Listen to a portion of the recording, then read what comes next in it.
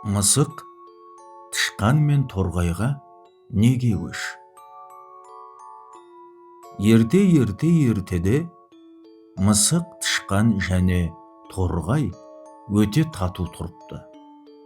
Басқа аң құстар олардың достығына қызығып та қызғанып та қарайды екен.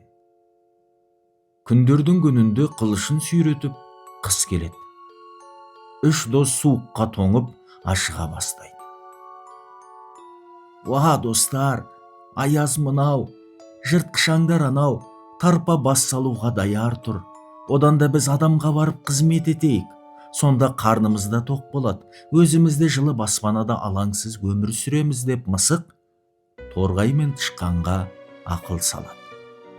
Олар әр ойлап, бер ойлап, ақыры осы ақылға тоқтайды. Сөйтіп, бір диқанға келсе, үш достың бұл ойын диқан да құп алады.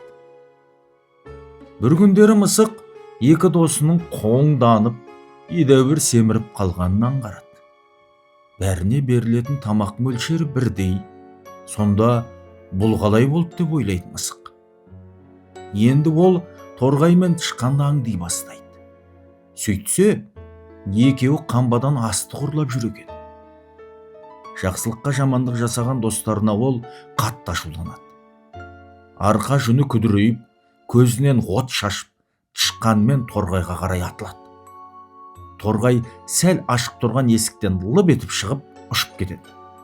Тышқан көп тесіктің біріне зып беріп, кіріп құтылады.